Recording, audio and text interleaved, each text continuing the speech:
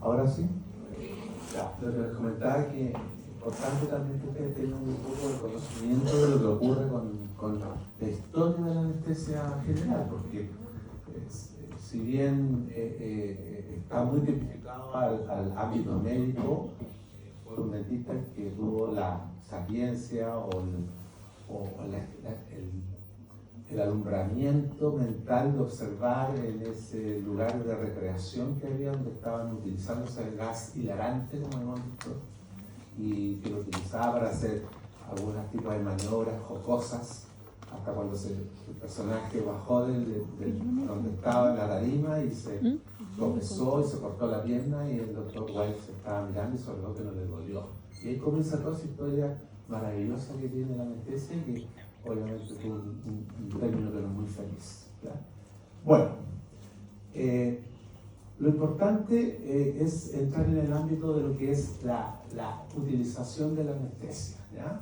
Y la ventaja más importante, como lo comentaba el doctor Figueroa, es que tiene la capacidad de bloquear las fibras nerviosas de forma transitoria y en espacios o regiones muy localizadas. Eso es lo maravilloso que tiene, ¿ya? Y producir un bloqueo anestésico tanto en los axones como en las sinapsis del sistema nervioso central, en todos los tejidos conductores o citoconductores del corazón. Y hemos hablado de los receptores beta-1 importantes en todos los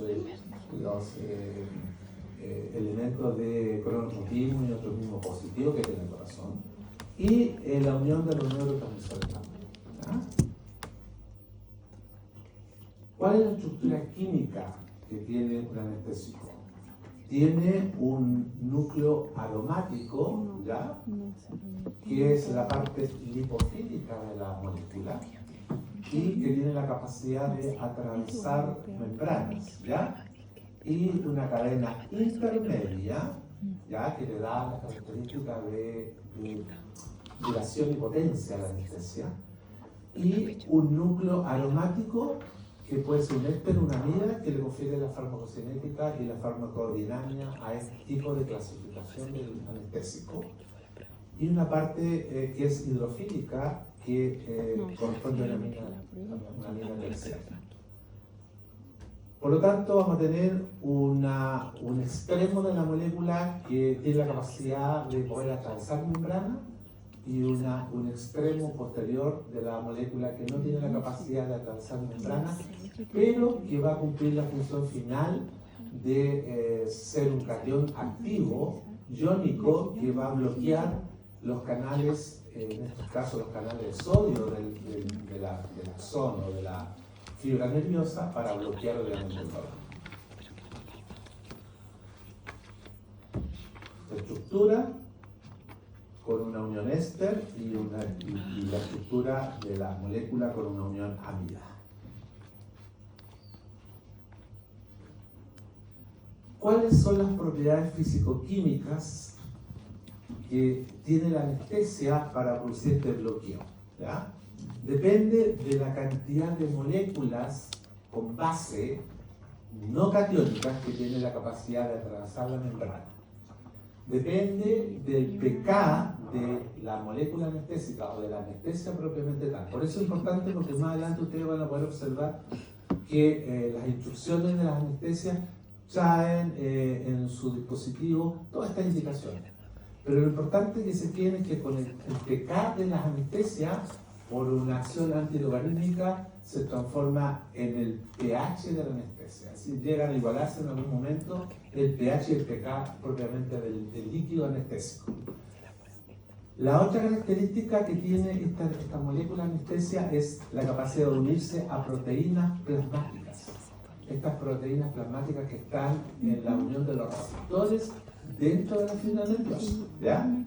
La capacidad, la liposolubilidad que tienen y las características propiamente tal de la fibra nerviosa. Mientras más pequeña es la fibra nerviosa, más rápido se va a bloquear, ¿ya? Por lo tanto, cuando ustedes más adelante tengan las clases de técnica anestésica, se van a percatar que en las técnicas infiltrativas la depolarización el periodo de latencia de la anestesia es muy cortita, ¿ya? Y en algunas técnicas, como la técnica de la autovelocidad, por ejemplo, que hay nervios muy pequeños, que son los nervios alveolares posteriores, ¿ya? Va a ser un bloqueo rápido, que puede ser de 30 a 40 segundos. Obviamente uno en 30 a 40 segundos no le puede sacar la pieza dental al paciente, por todo lo que comentaba el doctor, por el estrés, por el metabolismo, por la conciencia, por muchas cosas. Pero esas fibras se depolarizan rápido. No así el nervio alveolar inferior. Cuando usted tenga la clase de técnica SPICS, directa, indirecta, se van a percatar que ahí confluyen varios parámetros importantes, ¿ya? Algunas veces uno puede utilizar un tubo de anestesia y no lograr una depolarización completa, porque depende del grosor del nervio, de la cantidad de axones que tenga. Y eso es un tema que seguramente lo van a tocar más adelante en otras clases, ¿ya? Pero por ahora quédense con la cantidad de moléculas, el pK que se tiene que igualar al pH en el tubo de anestesia, la unión a proteínas plasmáticas, la capacidad de liposolubilidad que lo determina la base anestésica que no está ionizada, ¿ya? Y el grosor de la fibra nerviosa. Toda la historia de las anestesias, de cuando se elaboraron, cuando se descubrieron, ¿ya? Pero nosotros en estos tiempos estamos usando toda la anestesia del tipo amida. Todas las anestesias de tipo ésteres no se utilizan porque en el desarrollo de la biodegradación que tienen estos anestésicos hay gran formación de ácidos paraminobenzoicos que son altamente alergizantes. Si ustedes recuerdan o han observado, en los bloqueadores, las cremas, dice libre de PAP, ¿ya? Porque muchas personas, todos estos estudios normalmente lo hacen los americanos del norte, y mucha gente tuvo cuadros alérgicos moderados y cuadros alérgicos importantes con shock anafiláctico y se morían.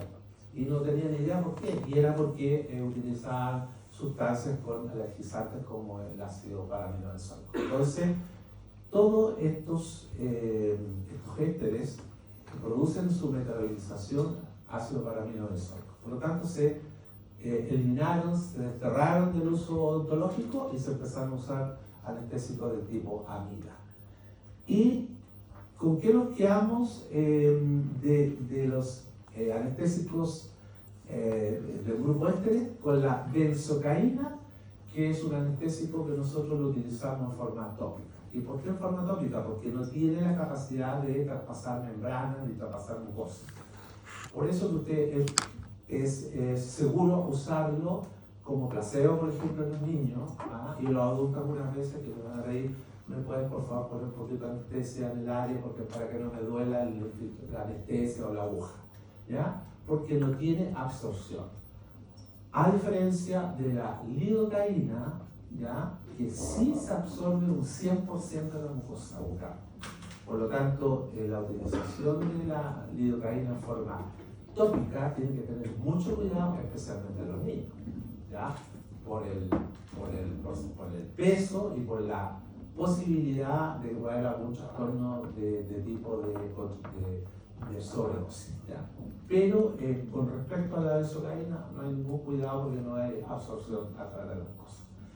Y de los amidas, las que más usamos, por no decir la única que usamos, o alguna vez utilizamos una por ciertas características que tiene, que es la lidocaína, que es la más estudiada en el mundo, ¿ya? Y como segunda prioridad, la mepivacaína. Ahora, todos estos anestésicos amidas son todos vasodilatadores, a diferencia de la cocaína, que es altamente vasoconstrictiva y adictiva, ¿ya? Todos estos son fármacos vasodilatadores y con algunas características especiales, como la menos vasodilatadora de todas, que es la mepivacaína, y la lidocaína en segundo lugar, y la bupivacaína, que la nombró el doctor Figueroa, que es un anestésico muy cardiotóxica y por eso normalmente no está en tubos anestésicos, está en ampolla. Nosotros normalmente lo usamos en procedimientos quirúrgicos largos. Cuando estamos haciendo procedimientos quirúrgicos largos con anestesia general, infiltramos con bupivacaína porque tiene duración de 4 o 5 horas, pero exactamente cardiotóxica, por lo tanto tiene que ser monitoreada constantemente, ¿ya? Ahora se están usando para otro tipo de procedimientos como bloqueo anestésicos periféricos. Nosotros lo usamos en tratamientos de neuropatía, de neuralgia trigeminal, estamos usándolo mucho acompañado con corticoides. Pero en estricto rigor, en la utilización de la anestesia propiamente que ustedes van a utilizar, está la lidocaína, la mepivacaína y la articaína, que lo mencionó el doctor, que es un anestésico muy bueno, pero está a una concentración muy alta. Y después lo vamos a ver y se van a dar cuenta por qué no podemos usar 5 tubos de articaína, a diferencia que del lidocaína podemos usar 8, por la concentración que tiene. ¿Ya? De la parte de la molécula, como les comenté delante, la parte lipofílica de la molécula está dada por la base anestésica o RN, ¿ya? Que es la parte de la molécula que tiene la capacidad de atravesar la membrana de la fibra nerviosa. Está la cadena intermedia y la parte hidrofílica que está representada por RNH, que determina el catión o la parte ionizada de la molécula, que es la que va a actuar dentro de la fibra nerviosa bloqueando los canales de sodio, que es donde se produce el efecto de la depolarización transitoria de esta fibra nerviosa. Si alguien tiene alguna duda, yo me detengo y lo conversamos, ¿ya? Esa es la idea. Las características generales que tiene la solución anestésica, que son sólidos, inestables, son soluciones inestables, insolubles en agua, que no permiten elaboraciones de soluciones estables propiamente tal, como lo dije. Por lo tanto, se tienen que unir a ácidos fuertes, a sales, para lograr una estabilización, y esa sal tiene obviamente la capacidad de disociarse, como les comentaba, en una base anestésica y en un catión anestésico, que es la molécula propiamente tal, que va a actuar en el lugar cuando nosotros infiltremos la anestesia, ¿ya? Las características propiamente de las moléculas están dadas por la potencia anestésica, por la duración de la anestesia y por la latencia. La latencia es la capacidad que tiene la anestesia de surtir efectos más rápido. Es decir, hay algunos anestésicos que va a demorar más y hay otros que van a demorar menos en que el paciente refleje la sensación de anestesia. Eso se van a dar cuenta ustedes. Y esta liposolubilidad está determina la potencia anestésica. Así, mientras más liposoluble es una molécula de anestesia, más potencia anestésica va a tener. Y el grado de unión a la proteína va a determinar la duración de la anestesia. Mientras más capacidad tenga de unirse a proteína, más tiempo va a estar surtiendo efecto en el lugar donde ustedes quieren que se produzca la acción. Y el pK condiciona la latencia, la rapidez, cómo el anestésico va a atravesar la membrana, en qué concentraciones y cómo va a producir obviamente la anestesia, ¿ya? Y lo que les comentaba, que el pK se iguala al pH de la anestesia, y lo vamos a ver en un diagrama de la teoría propiamente tal de cómo se disocia esta molécula. ¿Y de qué depende esta absorción? Depende del lugar donde administremos la anestesia, de la concentración de la anestesia y de la dosis que apliquemos, de la velocidad como se inyecte, ¿ya? Y de la presencia de vasoconstrictor o no en el tubo propiamente tal, ¿ya? En relación a la velocidad de inyección, lo importante es notar que hay lugares donde ustedes van a infiltrar la anestesia que están muy vascularizados, como por ejemplo el espacio pteromandibular, que es el espacio donde ustedes van a infiltrar las técnicas de SPICS, para bloquear el nervio del dedo inferior, el lingual y el bucal, que son los nervios que bajan en esa área. ¿Ya? Son áreas altamente vascularizadas, por lo tanto, tienen que ser más, es decir, siempre tienen que ser muy precavidos en este procedimiento porque son fármacos y ustedes son los responsables de utilizar estos fármacos. ¿Ya? Donde ustedes, la idea siempre es infiltrar un cartucho de anestesia en más de un minuto. Eso dice la máxima, ¿ya? En el sentido de que la probabilidad es que cuando uno infiltre una anestesia en el espacio técnico-mandibular para la técnica de SPICS, ¿ya? Puedes estar entrando en un vaso sanguíneo, ya sea una arteria o una vena, y de eso va a depender la diferencia de la emergencia médica que sufra el paciente. Pero está comprobado que si uno infiltra una anestesia, más de un cartucho de anestesia en más de un minuto, aunque esté dentro de un vaso, la probabilidad es que el paciente no haga una descompensación sistémica por sobredosis. No es un capricho de explicarles esto, porque algunas veces están apurados, infiltran rápido. Hay áreas donde uno podría infiltrar rápido, pero en otras áreas uno tiene que tener mucho cuidado y obviamente poder determinar también con una presión negativa si están dentro de un vaso o no están dentro de un vaso. Y ahí, si llegara a ocurrir, que normalmente no ocurre, también van a conocer ustedes cómo manejar esas emergencias médicas por vasoconstrictor, por sobredosis de anestesia, y se van a percatar que el primer órgano diana que se va a comprometer va a ser el cerebro y después el corazón. ¿Ya? Y eso puede ser muy lento como muy rápido. Puede ser tan rápido que el paciente entre en convulsiones rápidamente y entre en un paro cardiorrespiratorio, cosa que no he visto que ocurra por anestesia local.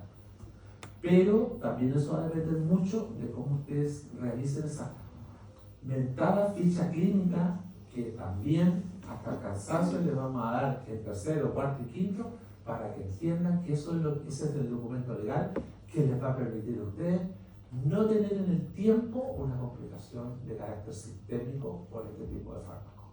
¿Ya? Proporción en que la solución anestésica se disocia. ¿Cómo se disocia? Depende del pH que tenga la solución, del pH del tejido donde se infiltre, ¿ya? De la acción sobre la fibra nerviosa propiamente tal y de la difusión a través de la membrana y de la unión a sitio receptor. Es lo mismo que les comenté al principio.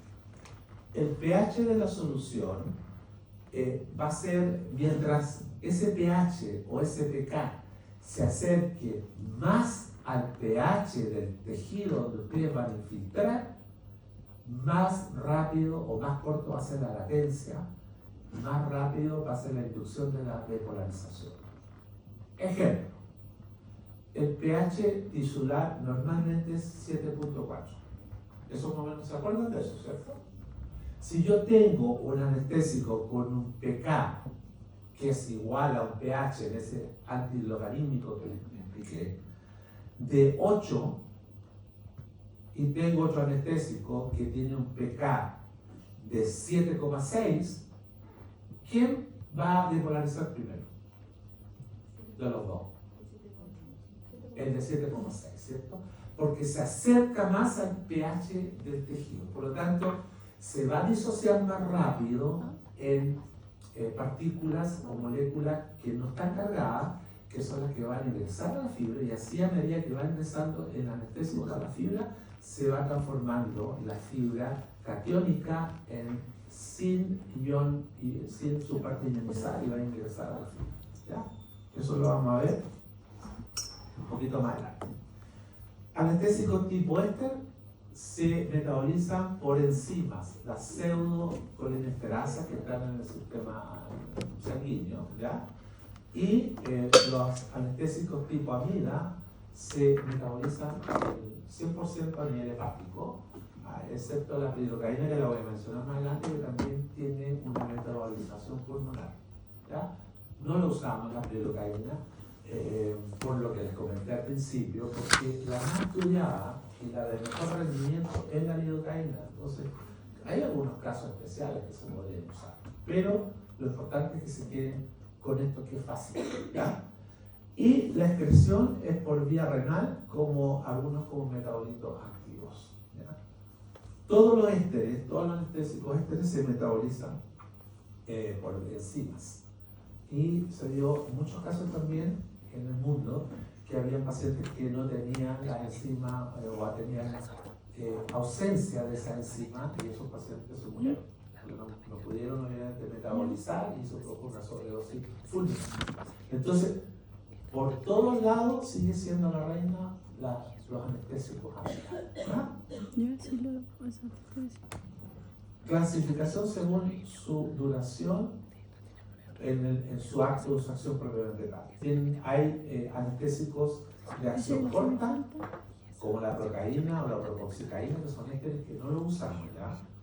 Y hay anestésicos de acción intermedia, como la lidocaína, la mepivacaína y la prilocaína.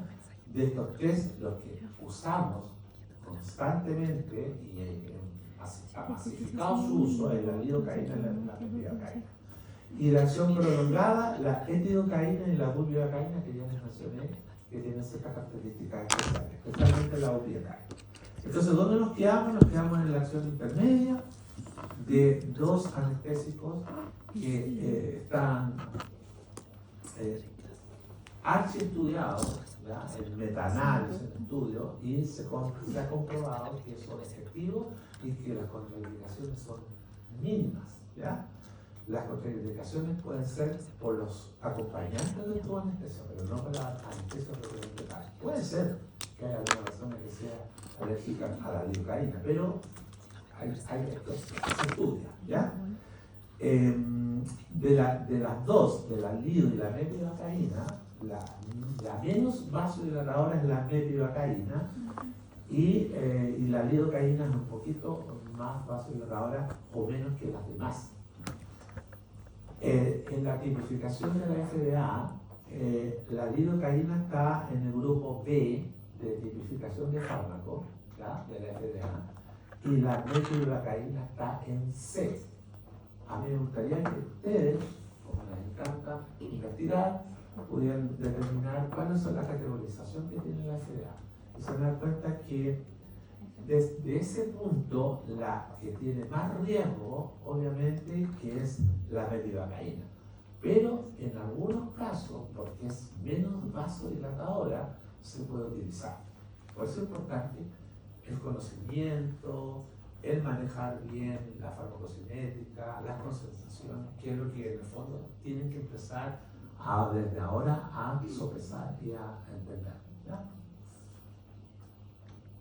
Ahora, lo que les explicaba a un pH 7,9 o algunas veces un pH más sistémico de 7,4, entre 7,4 y 7,9, el 50% de la molécula va a estar sin carga y el 50% va a estar ionizado. Por lo tanto, el 50% sin carga es la que va a ingresar a la fibra anestésica. Ese 50% ingresa y del 50% ionizado, la mitad o el 50 de 100 se vuelve a eliminar su ion e ingresa de nuevo esa cantidad de molécula a la fibra nerviosa. Y así se va a producir secuencialmente el ingreso de la molécula anestésica dentro de la fibra nerviosa. Y dentro de la fibra nerviosa, la parte ionizada es la que va a hacer efecto. ¿Entienden eso? ¿Les queda claro eso? Ya. Y de eso va a depender del pK o del pH que tenga la anestesia que esté indicada. Por eso es lo importante que ustedes lean las indicaciones que trae la anestesia, ¿ya?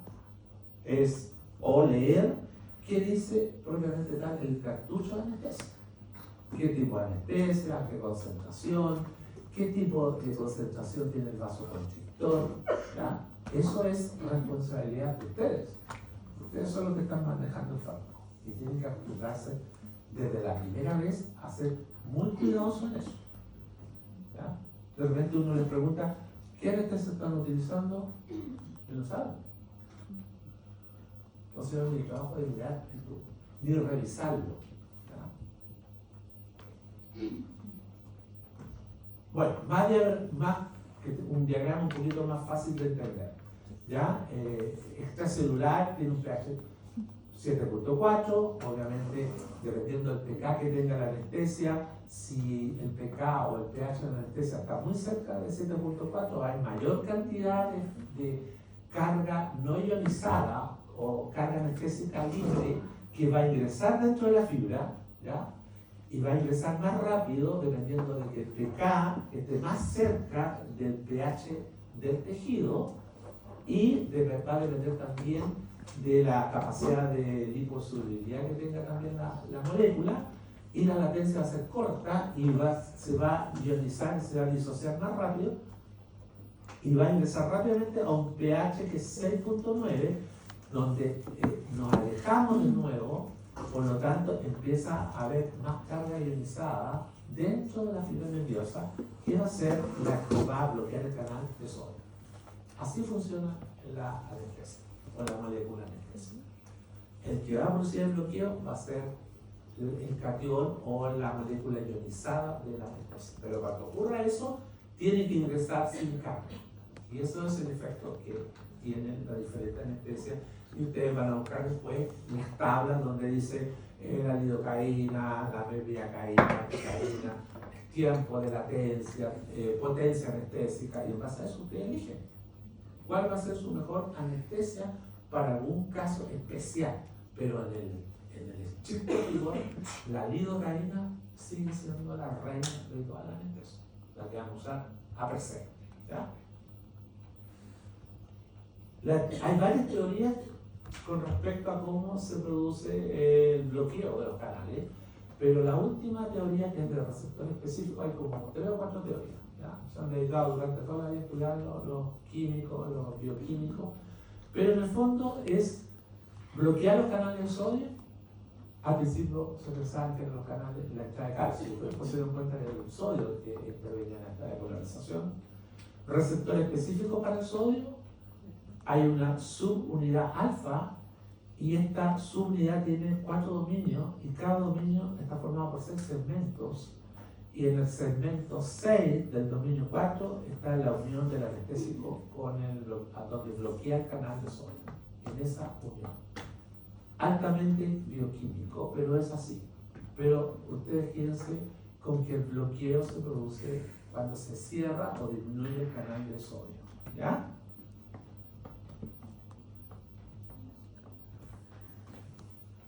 Según la actividad anestésica, grupo de baja potencia y acción corta, la procaína, todos los ésteres que son altamente alergizantes y que producían cuadros de hipersensibilidad, y que esos cuadros llegaban obviamente ya no eran cuadros de hipersensibilidad 1, 2, 3, 4, sino que 1, y hacían shock anafiláctico. El paciente obviamente no se moría. Algunos se murieron porque obviamente no se detectaba inmediatamente la patología o el accidente. ¿Ya? Por lo tanto, estos no los estamos usando nosotros, ¿ya? Y viene obviamente el grupo importante, que es de potencia intermedia, no tiene reacciones adversas, menos vasodilatación, la lidocaína en comparación a otros anestésicos amida, y puede usarse en forma tópica, como les expliqué, pero teniendo cuidado. En un adulto promedio que pesa 70 kilos, ustedes toman una gasa empapada de lidocaína y ponen esta lidocaína tópica en el área donde ustedes van a infiltrar, no deberían tener mayores complicaciones porque por el peso del paciente. Pero si estamos hablando de un niño de 2 años o de 3 años, no pueden hacer eso porque la absorción de esa cantidad de anestesia tópica puede producir una contraindicación o una sobredosis. Ahí es preferible que usen benzocaína. Eso lo van a aprender en autopediatría, pero se los cuento porque es importante que sepan que uno se absorbe 100% y el otro no tiene absorción o paso a través de la mucosa. Y esto sí que es importante, cómo nosotros vamos a determinar el uso del anestésico propiamente tal. La dosis máxima es 4,4 miligramos por kilogramo de peso. Ustedes multiplican 4,4 miligramos, cada 1 miligramo, por el peso y va a dar la cantidad de anestesia en miligramos máximo que pueden utilizar en ese paciente.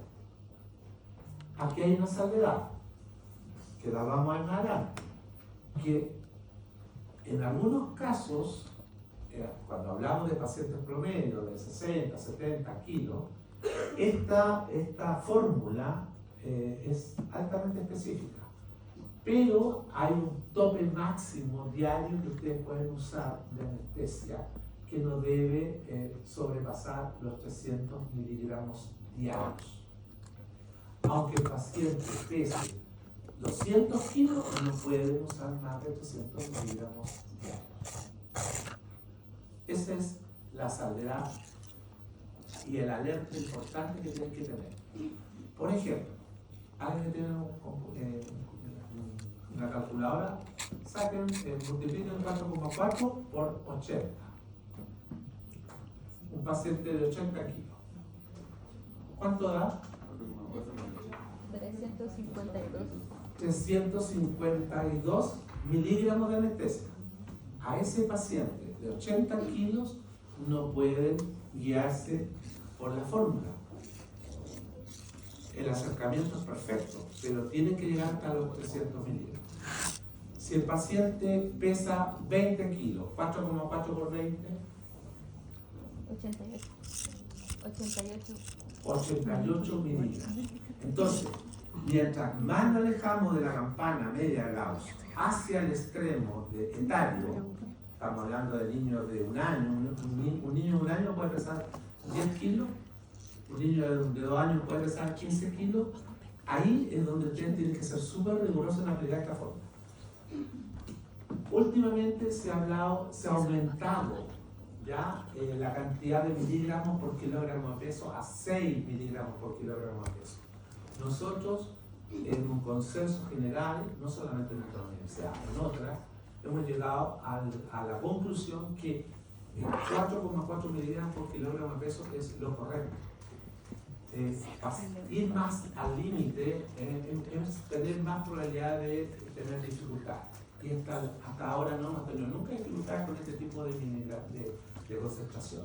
Por lo tanto, en el Malaner, tengo entendido que la última edición aparece, y también con algunas indicaciones de los fabricantes, que 6 miligramos podría usarse sin mayores complicaciones. Pero ustedes quédense con esta fórmula, 4,4 miligramos por kilogramo de peso, que es la dosis máxima en miligramos que debemos usar. Una consulta, no cambia nada, pero en farmacología nos dijeron lo mismo del consenso, pero nos dijeron 4,5. Entonces, para las evaluaciones nos guiamos por 4,4. Mira, yo no sabía que le habían pasado eso, pero tengo entendido que 4,5 está dentro de la probabilidad, quizás 4,4, 4,5. Pero lo voy a conversar con mis colegas y les vamos a dar nuestra apreciación. ¿Ya? 4,5 sigue siendo una cantidad de miligramos que no produce ninguna diferencia. A 6 que sí, obviamente podríamos tener diferencia. ¿Ya?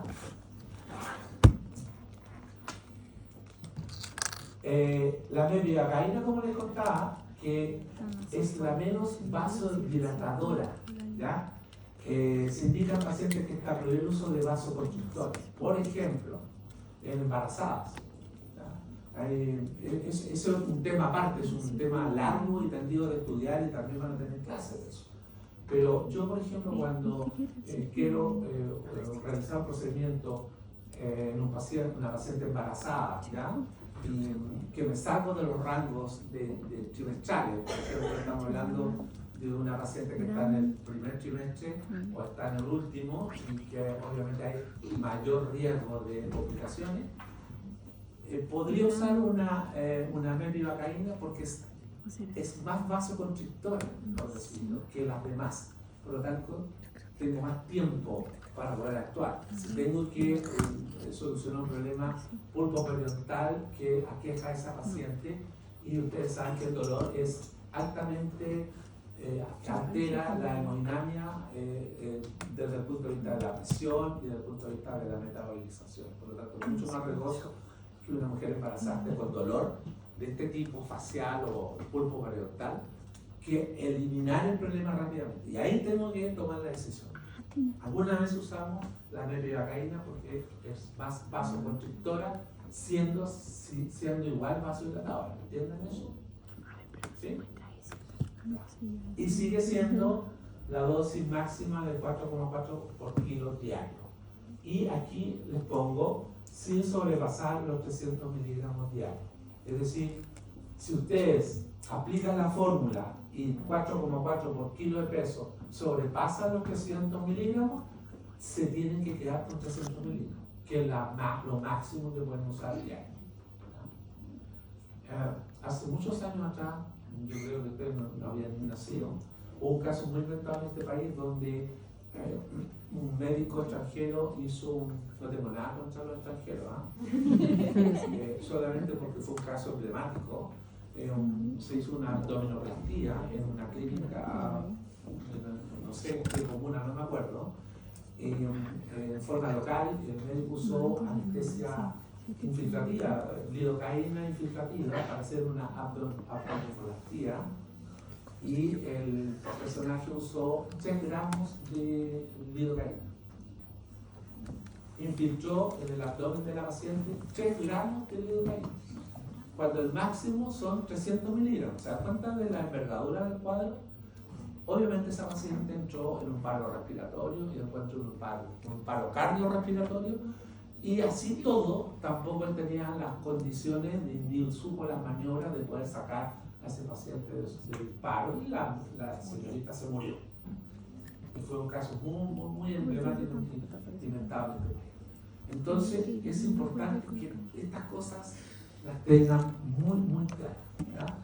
Esto es muy importante cuando los pacientes, si son sanos, es menos problema, menos dificultades. Si son pacientes que son acompañados por patologías concomitantes importantes, mucho más importante que se atengan y sean súper rigurosos en esto. La lidocaína, solamente mencionarla nomás, que es tipo amida, que está en una concentración de un 4%. El que lo quiera investigar y quiera conversarlo después con los tutores o conmigo, lo conversamos. Es híbrido porque se metaboliza en el hígado y en los pulmones, pero tiene una contraindicación importante. Cuando sobrepasa la dosis máxima, produce un cuadro que se llama metahemoglobinemia, que bloquea esta enzima que no permite que el ion férrico se transforme en ferroso. Por lo tanto, los grupos de los glóbulos rojos no son capaces de llevar oxígeno. Por lo tanto, el paciente entra en una hipoxia y entra en un paro, ¿ya? Es decir, eso es como muy corto de explicar, pero no es tan así. Pero tiene sus contraindicaciones y por lo tanto, por lo mismo no lo usamos. Y usamos la que les acabo de comentar, que es la que tenemos investigado durante años y que no tenemos mayores complicaciones. ¿Ya? Y bueno, hay formas como sacar al paciente de la sobredosis, pero esta clase de información les voy a mandar para que la revisen. La bupivacaína, que se los comenté, que es cardiotóxica, las dosis, cómo se utilizan, la etidocaína, que está dosis máxima de 8 miligramos, y la articaína, que es un anestésico muy bueno, pero está en concentración de un 4%, que eso cambia toda la posibilidad de utilizarlo en procedimientos quirúrgicos. Se usa mucho en procedimientos periodontales, donde tú tienes que anestesiar muy focalizado el área y tiene una muy buena acción, muy buena duración, una vasoconstricción apropiada para hacer cosas periodontales. Pero no podemos usar muchos tubos porque está al 4%, y se los voy a mostrar más adelante. ¿Por qué? ¿Ya? Bueno, soluciones anestésicas como tal. ¿Qué características? Un tubo con un diafragma, con un émbolo, tubos de vidrio, ¿ya? Ustedes se van a encontrar, yo no sé si acá, más adelante ustedes lo van a observar. Tengo entendido que en algunas clínicas hay tubos anestésicos de plástico, ¿ya? Y en ese tubo de plástico es imposible observar la claridad del líquido. El líquido anestésico, cuando hay vencimiento, cuando hay alteraciones de los elementos que están dentro, se pone opaco. En un tubo de plástico es muy difícil determinarlo. Solamente nos tenemos que guiar porque ese tubo esté dentro de los rangos de no vencimiento y tenemos que confiar mucho en eso. Pero lo ideal es que la anestesia sea en tubos de vidrio, preocuparnos que los diafragmas estén bien cerrados, que la goma esté adecuado, ¿ya? Que no hayan burbujas importantes ya dentro del tubo. Esas son cosas que hay que observar en el tubo de anestesia que ustedes van a utilizar para cuando intuben su paciente, ¿ya? Porque es lo mismo que ustedes van a desear en un profesional cuando ustedes se vayan a atender, que el profesional tenga el respeto, la delicadeza de estar muy preocupado de lo que está haciendo para que ustedes no tengan dificultad. Es lo mismo, ¿ya? ¿Cómo está compuesta este tubo? Hay una droga anestésica, que es la lidocaína, la mepivacaína o la anestesia que ustedes vayan a usar. Pero si ustedes en el pregrado va a ser la lidocaína y la mepivacaína las va a usar, ¿ya? Un vasoconstrictor, ¿ya? Y va a haber un preservante para el vasoconstrictor, ¿ya? El preservante propiamente tal de la droga anestésica, que era el metil o propil parabenceno, se retiró. Por lo mismo que les comenté de los anestésicos ésteres, por el alto poder alergizante. En 1984 se sacó este preservante de los tubos anestésicos. En este momento los tubos anestésicos no tienen preservante de este tipo para anestesia, pero sí se estabiliza con soluciones tampón, ¿ya? Y sí que es importante saber que hay un preservante para el vasoconstrictor, ¿ya? Que se llama bisulfito, ¿ya? ¿Lo han escuchado? Sí. Que hay personas que sí son alérgicas, ¿ya? Y entonces ahí hay que tener mucho cuidado, ¿ya? Uno puede pedirle test de provocación, test de alergia, hay centros donde se hacen todos estos test para determinar si realmente hay algún compromiso importante cuando el paciente denote algo, porque fíjense que aquí todo esto depende de cómo ustedes realizan su ficha clínica, de la entrevista que tengan con su paciente, y ahí no debe quedar nada al debe.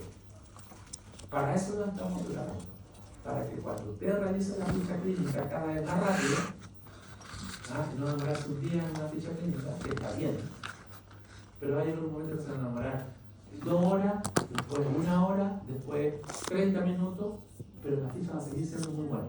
Esa es la idea de la ficha clínica. Y obviamente para eso tiene que tener conocimiento, ¿ya? Bueno, y tiene soluciones tampón, cloruro de sodio, agua destilada y estabilizadores. Ahora vamos a hacer mención que es de lo importante que para ustedes la parte de dosificación, ¿ya? Se los traté de hacer lo más simple posible. Cuando usted calcula la concentración de un tubo de anestesia, los tubos de anestesia vienen al 2% o al 3%. Así se manejan los tubos anestésicos en este país. ¿Hay anestesia sin vasoconstrictor al 2%? Sí, pero está en ampolla. Pero en tubo anestésico, cuando ustedes vean un anestésico en un tubo anestésico al 2% es porque está con vasoconstrictor.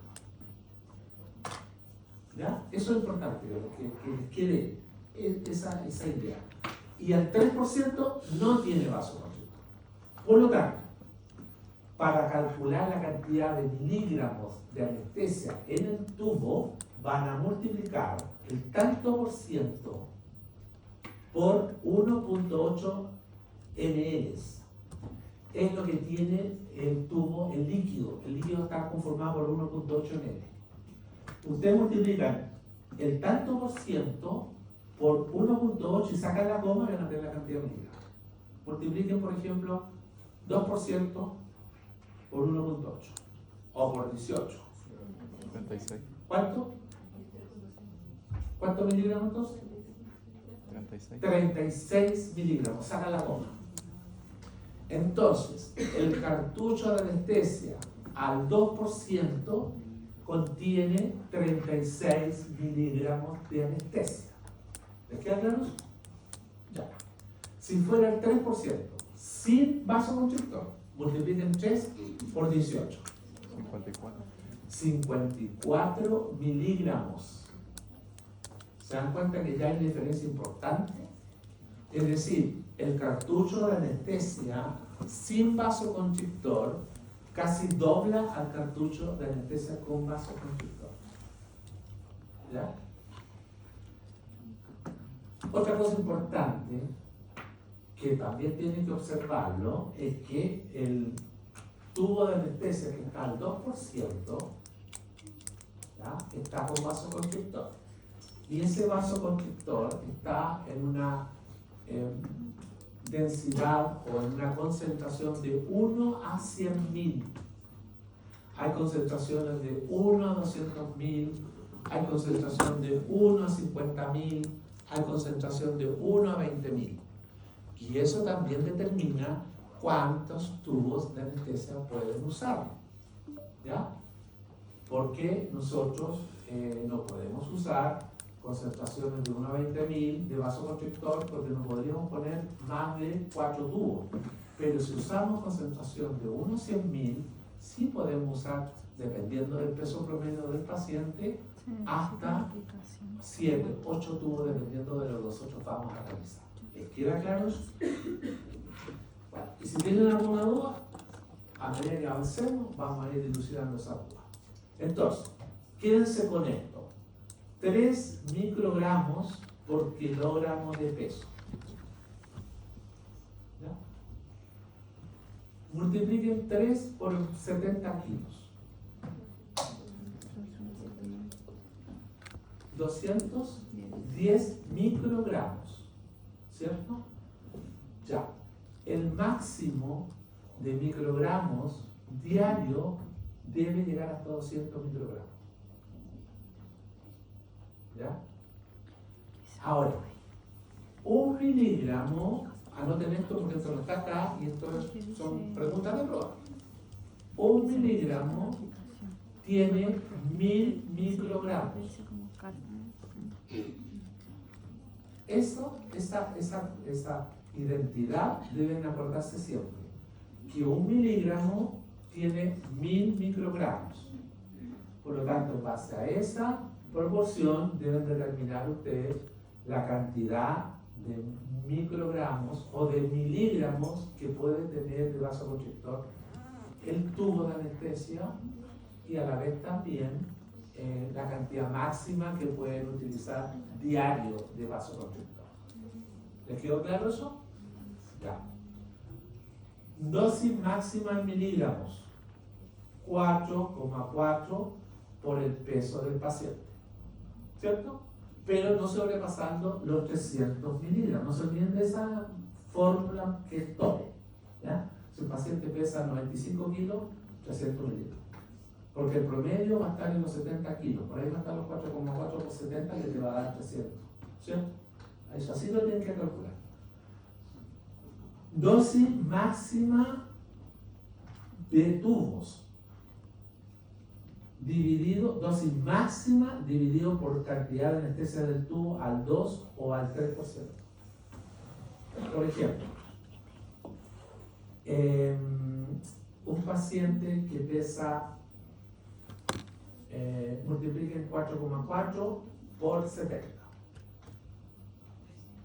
¿Ah? 308 miligramos. Divídalo por 36. Escúchame. Estoy hablando de cuánto te da. Pero lo primero, 4,4 por. Ya, pero entonces menos. 4,4 por 70. Un paciente promedio de 70 kilos. Ya, entonces menos. 65 kilos. Que quiero sacar la secuencia más. ¿Cuál se va a dar cuenta? Ya, 286 es la cantidad de miligramos de anestesia, ¿cierto? Y lo divides por 36 o por 54, dependiendo si están usando la anestesia al 2 o al 3. Si es por 36, ¿cuántos tuvo? 7,9. En ese paciente no pueden usar más de 7,9 tubos, pero como 7,9 no es un número único, ustedes se bajan a 7 tubos. No van a 8 tubos, sino que disminuyen a 7 tubos. ¿Entienden eso? Y lo mismo, 4,4 dividido por 54. 5,29. Por lo tanto, en el mismo paciente van a poder usar 8 tubos al 2 y 5 tubos al 3. ¿Se dan cuenta que es importante tener clara la concentración?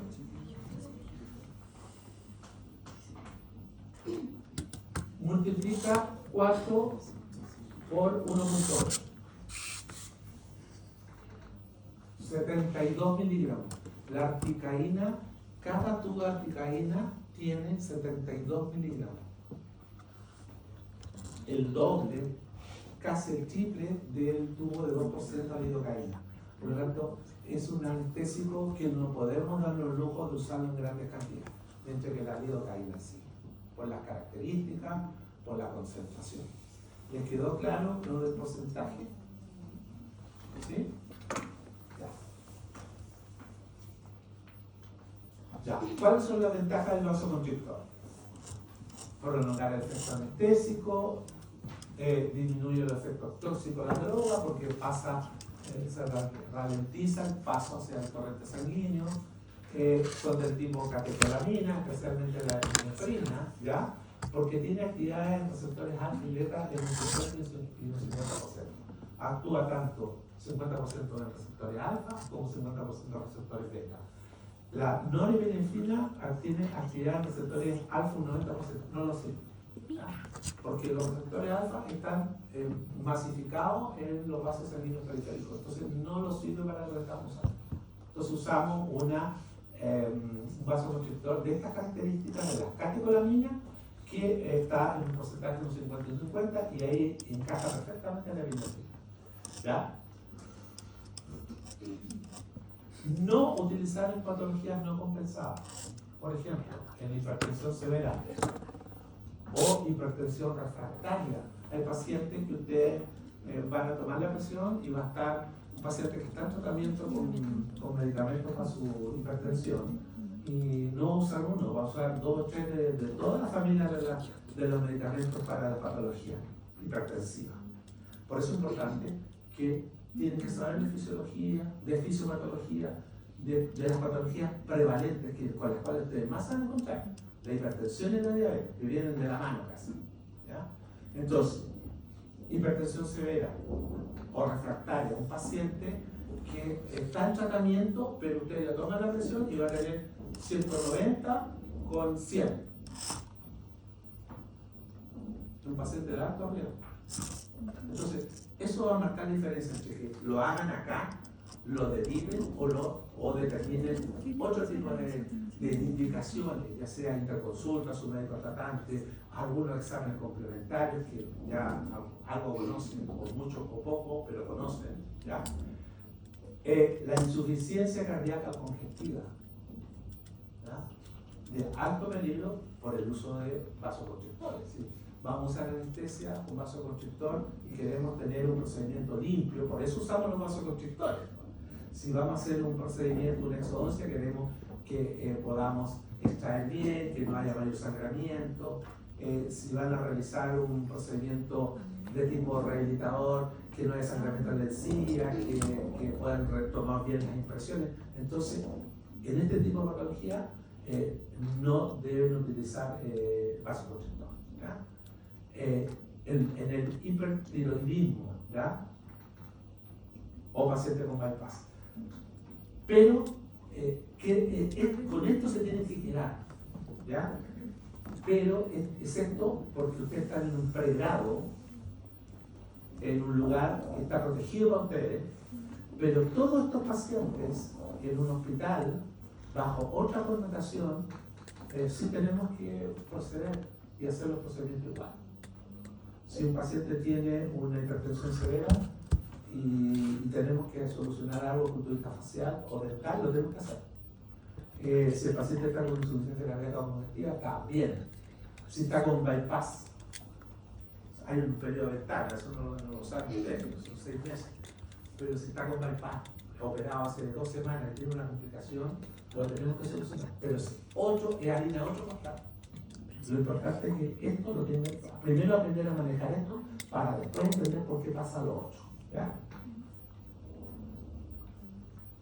Absolutas, contraindicaciones absolutas. Angina inestable, ¿ya? Que especialmente cuando son angina en reposo, ¿ya? Infartos recientes, cirugía reciente de bypass. Estoy hablando de acá, ¿ya? Del pregrado. Estoy hablando de un lugar de tipo de competencia universitaria, no hospitales de alta complejidad donde sí tenemos que solucionar esto, ¿ya? Hipertensiones severas o refractario incontrolado, lo que les comentaba. Hipertiroidismo incontrolado, ¿ya?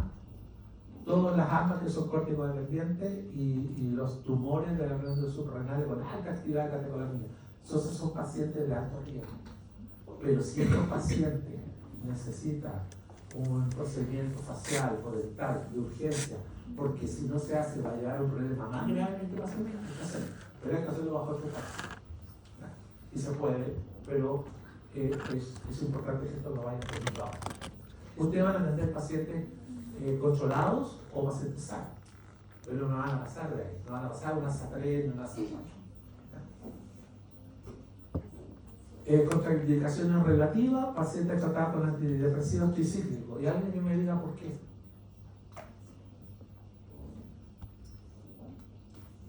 Por el tema de la biodisponibilidad entre el anestésico y un...